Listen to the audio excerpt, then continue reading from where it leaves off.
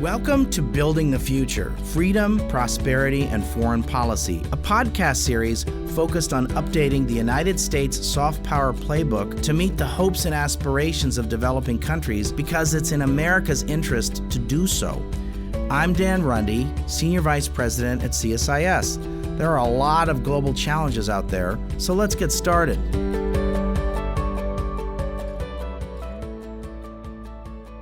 So hello and welcome back to another episode of Building the Future with Dan Runde. Today I'm joined by Jacob Heilbrunn. He's the author of the new book, America Last, The Right's Century-Long Romance with Foreign Dictators. Jacob Heilbrunn is currently serving as a non-resident senior fellow at the Atlantic Council's Eurasia Center.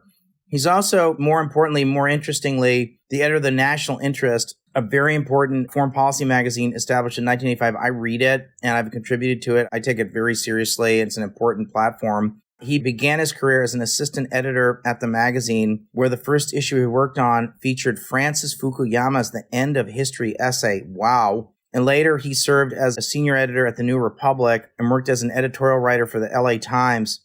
His writings have been published in several publications, including the New York Times, the Washington Post, the Wall Street Journal, the Financial Times, Foreign Affairs, and Reuters. He also received the George F. Kennan Award in 2007 for his commentary on German-American relations. In 2008, his book called They Knew They Were Right, The Rise of the Neocons was published by Doubleday and was named one of the 100 notable books of the year by the New York Times. So I'm podcasting Jacob today to discuss his new book, America Last, The Right Century-Long Romance with Foreign Dictators. Frank Lund says, you got to repeat the title 7 times for people to remember it. So I'm going to try and say it 7 times, Jacob, to make sure people go out and get it and read it. So thanks for joining us. So Jacob, let me just start with the obvious question I always ask people, like, why did you write this book? I have long been fascinated by the American conservative movement. And this book is the twin of the first one on the neoconservatives. This is another wing of the Republican Party that has existed for at least a century, and what we would refer to as the old right today. And in my book, I trace the history and the emergence of the old right after World War I. I'm a conservative. I'm a Republican. I read Matthew Continetti's book. I think it's The Right, I think is what it's called. And I think this is an interesting adjunct book to your book, The America Last. There was stuff in here I knew nothing about and I thought was really quite interesting. I want you to start with the fascination by a subset of folks, what might be called in the old right, who were fascinated by Kaiser Wilhelm II. I'd not given much thought to Kaiser Wilhelm II, and that is, I think, reflects some of my own ignorance. But also when I read the chapter, I was quite shocked by what I read. So tell us a little bit about that. Well, I delved back into the controversies surrounding American entry into World War I. And there was a lot of opposition to it, both on the left and the right in America. And that opposition was not necessarily illegitimate. There were good grounds to think that the United States should not enter what was essentially a European civil war, if you like. However, as I looked at the origins of this conservative movement, it became clear to me that some of the opposition was rooted not in, let's say, realistic worries about American power, but more about an admiration for Prussian autocracy and a contempt for American democracy. And these arguments sounded familiar to me from today. And I began to conclude in looking at figures like H.L. Mencken, who was the most famous journalist of his era, and another German-American, George Sylvester Viereck, who functioned as an agent of the German government in both World War I and in World War II. And they propagated the argument, which took off in the 1920s, that America should not enter World War I and that the Western democracies were, in fact, the villains who had surrounded and encircled Prussia and Wilhelmine Germany, and that, in fact, the democracies are the culprits, and that democracy is not something that you should support. And this argument took off in the 1920s. We see people like Albert J. Nock, who was a mentor to William F. Buckley Jr., are writing a book after World War I called The Myth of the Guilty Nation. So the whole drive was to portray Germany as a beleaguered innocent and to tear down America and the American democracy. And that started to take off in the 1920s. And it fuses with the rise of the eugenics movement in the 1920s, when you had, I focus on another figure named Lothrop Stoddard, who wrote a famous book called The Rising Tide of Color, which was published in 1920. And essentially, he originates the Great Replacement theory. He argues that the United States and the Western democracies had committed race suicide in World War I, that the best white men had died, and that the West was now menaced by an influx from Asia and Africa. Now, Stoddard was not a marginal figure. The book was not only a bestseller, but he testified before Congress in 1924, and an extremely restrictive Immigration Act, which the Los Angeles Times called a victory for Nordic supremacy, was passed. So all the seeds were set then for the 1930s, the rise of the America First movement. And in my book, not to drone on here too long, I trace the admiration for Mussolini and Adolf Hitler that existed among elements of the American right. Yeah, this admiration for Kaiser Wilhelm, Adolf Hitler, and Mussolini were all shocking to me and stuff I didn't know about. Let's talk about this person, Vierek. I'd not heard about him before. I would not be surprised if his actions led to the creation of the Foreign Agent Registration Act. I think that's probably the case, right? Because he clearly was a foreign agent, an unregistered foreign agent for, I don't know, Nazi Germany and maybe for Kaiser Wilhelm's Germany. Who is this person? Because I'm not going to say he's lost to history, but he's not a household name. But I suspect that at the time, he was quite famous. He was a very well-known figure from the 20s through at least the 1950s. I don't know how to describe him, but he was sort of a controversial cultural figure, if I can describe him that way. He was an entrepreneur of disinformation, both in World War I and World War II. And in World War I, he worked closely with the German embassy and he had secret documents. He was followed by the Secret Service. He got into trouble, but he managed to wiggle out in World War I. But it was World War II where he really got into hot water because he was, in fact, imprisoned as a Nazi agent for several years during World War II. And he conducted a massive disinformation campaign through the U.S. Congress. I mean, he had senators like Ernest Lundeen. He had Hamilton Fish, who was a congressman.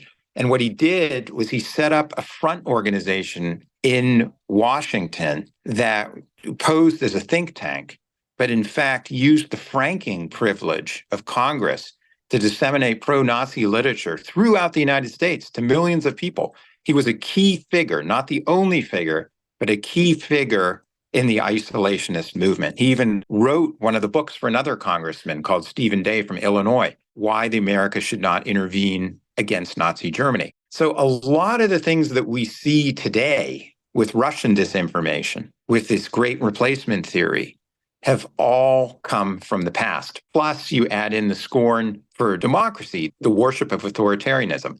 I try to draw the parallels between the past and the present. None of the things that we hear today are new. They were all road tested back in the 1920s, 30s. Talk, please, about sympathy for Mussolini and sympathy for Hitler. There was sort of a strain, not just Vierek, but others. Could you talk a little bit about this and where did that come from and what was that about?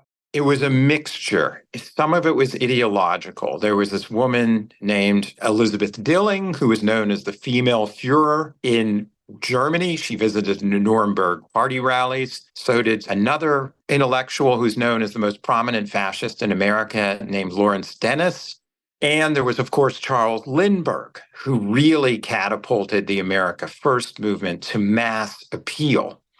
And their arguments were not dissimilar to the arguments we hear today about Ukraine. They argued that Russia had been encircled by the United States and the other European democracies. I mean, they argued that Germany had been encircled, just as you hear today, people saying that we encircled Russia, that NATO is the culprit. They also saw Hitler and Mussolini as figures who had more metal than decadent Western democracies. Mussolini in particular was seen as a virile man. And Hitler was seen as having the key to the economic future because Nazi Germany was prospering. And there was a good deal of anti-Semitism on the American right. You also had former President Herbert Hoover travels to Berlin in 1938 in March and meets with Hitler shortly before the annexation of Austria and announces that it would be a good thing if Nazi Germany controlled Central and Eastern Europe because it will help bring order. And Hoover in 1940 at the Republican convention announces he wanted to run for president again. He didn't get the nod, but it's in July in Philadelphia. He denounces Franklin Roosevelt and his aides for criticizing Nazi officials. So there is tremendous ferment on the American right in the 1930s that is explicitly sympathetic to Nazism. It's not that these people were isolationists. They were actually pro-fascist. It's wild. I wanted to push a little bit on this issue of during the Cold War, I would argue we had to make difficult decisions about what kind of allies and partners we were going to have. And oftentimes we had to make decisions to support what might be described as unsavory partners. You talk about some of that. I'd like you to talk a little about, but what I wanted to get at was if we're in a second Cold War, and there are some who would argue we're in a second Cold War, I've used the term great power competition, which seems to be like a more workable term. I suspect you also lived through the first Cold War or remember it. And so I'm a little leery of using the term Cold War because I feel it's kind of a loaded term. If it at least kind of rhymes with some of the challenges of the first Cold War, this era that we're in, aren't we also going to have to make the kinds of unsavory choices that we had to make in the first Cold War and the space for supporting democracy and human rights, which I'm a big proponent of? I think we should do these things. We should stand up for these things. Aren't we going to be presented with some complex dilemmas and there'll be less space for pushing for these important values? I don't know if I'm making myself clear with the question I'm trying to get at. No, you are. Look, this isn't confined to the Cold War. It's a perennial problem for the United States because we don't have the luxury of ordering the world as we would like it to be. So we do have to make compromises. It doesn't mean that you abandon human rights. But look, we have this dilemma with India, which we want to use as a bulwark against China. What I'm driving at in my book is not that you never make any compromises, but we're not talking about cold foreign policy realism here. We're talking about adulating these regimes. We're talking about saying that Franco's Spain is superior to the United States. We're saying that South African apartheid is a model for American race relations. These are all things that were in the National Review magazine and that William F. Buckley espoused. That's saying that Pinochet is a regal leader and that they figured out how to order their society and that maybe things in some ways are better off over there than they are here. And you heard the same thing from Pat Buchanan about Singapore, that Singapore was a model society than the United States, that we are the decadent ones. That's when you're running into blame America first. Blame America first was in the World War I. They did it again after World War II. Conservatives blamed the United States for allying with the Soviet Union against Nazi Germany. They were arguing that we should have, been more hospitable to the Nazis. So that's my distinction. I take your point, and I think it's an important distinction. And I think this is a very interesting book. I read it with great interest. The book is entitled America Last. The author is Jacob Heilbrunn. Some of the information about, maybe describe it as the adulation of the South African regime was shocking, frankly, to me. And some of the adulation of Mussolini and Hitler, I didn't really know what to do with it. It was just head-shaking stuff. I wanted to ask you, because I probably knew some of this going into the book, but what were the surprises you took away from writing this book? The one that really blew my mind was Senator Joseph McCarthy, because he, after World War II, when he was elected to the Senate, seized upon the issue of Malmedy, Belgium, which was where SS officers and Nazi soldiers had executed in cold blood, I think close to 100 American soldiers who had surrendered. This was a war crime. There was an investigation and trial after World War II where these men were found guilty. However, the defense counsel was humiliated by the verdict. He was an American. And he claimed that these Nazi soldiers had been tortured by Jewish American prosecutors. McCarthy seizes upon this issue, and there was a subcommittee hearing in the Senate, and he was invited to attend, and he browbeats these Jewish prosecutors and claimed that they had kneed these Nazi soldiers in the groin, that they had crippled them. He used language, he called them 39ers because some of them had emigrated. That was a term for people who had emigrated in 39, derogatory. He said, would you want to be prosecuted by a man with a name like Rosenberg? It was blatant anti-Semitism. Now, this issue died off. I mean, it didn't work for McCarthy. The Senate committee concluded that the War Department had conducted itself admirably. This is nonsense. But McCarthy was trying to whitewash Nazi war crimes. And he wasn't the only one. That's why I looked at the establishment of Regnery Press after World War II. What are the first books they start publishing? Books that set the stage for Holocaust denial in the United States. There's a woman named Frida Utley who says that the United States committed war crimes that it were as bad or exceeded those of the Nazis. And then there are other books denouncing the establishment of Israel. So this is out there in the late 40s, early 50s. Look, the conservatives it was fascinating to me. They never gave up. They defended Hitler before World War II. And then they argued that we should have allied with him to stop the Soviet Union. I mean, after World War II, they still maintained this argument. They never gave up. So that, to me, was quite telling. I was a volunteer in 1992 for George W. Bush's primary campaign against Pat Buchanan. I've never been a fan of Pat Buchanan's. Could you tell me, you include Pat Buchanan in the book, talk about who is Pat Buchanan for those who don't know who he is? Pat Buchanan was an advisor to Richard Nixon, and he was an advisor to Ronald Reagan as well. He was a newspaper man, and he also ran several times for the presidency, including in the primary against George H.W. Bush in 1992. And Buchanan is a repository of the grievances of the old right that I'm talking about. He's written books denouncing American entry not only into World War I, but also into World War II. So let me just repeat that. He has written books denouncing America's involvement in World War II. Is that correct? Yes. That's nuts.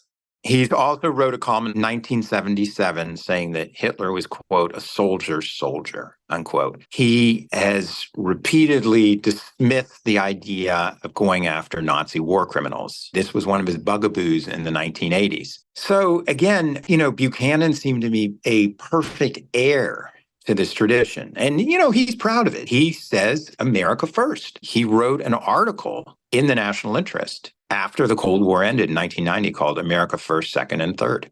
So he is entirely consistent. There's no hypocrisy there. He's out in the open with it all. He also worships Franco, by the way. All of this was inherited from his father. So Buchanan, to me, is a pivotal forerunner for Donald Trump. He's a grievance politician. He doesn't have quite the brand salesman qualities that Trump does, but he airs all of these grievances. He denounces the globalists. He denounces intervention abroad. He denounces free trade. He set the stage for Donald Trump.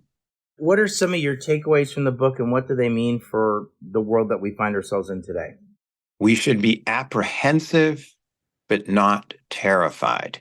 I don't believe that this is a winning message politically.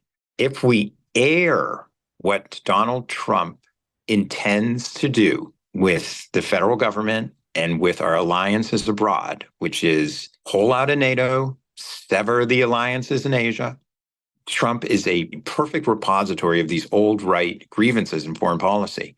I think he would lead us right back into the past. I think you have an economic depression. If you decapitate the FBI and the CIA, you're leaving yourself wide open for a terrorist attack in the United States. So I think this is catastrophic. But is it appealing to the majority of Americans who believe in our democracy and, above all, the rule of law, which Trump wants to trash? I don't believe it.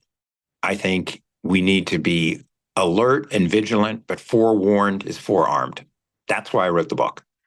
Jacob, tell me about the reception you've got. I know you're doing lots of conversations like this, and I encourage people to go out and read it. America Last, Jacob Heilbrunn. So any parting thoughts, Jacob? Well, it was interesting to me when I went on C-SPAN, a lot of the callers were pro-Trump, but they reacted in a vitriolic manner, calling me a liar and a deceiver. And I said, look, you don't have to agree with my conclusions, but at least consider the evidence. I have not concocted some fairy tale.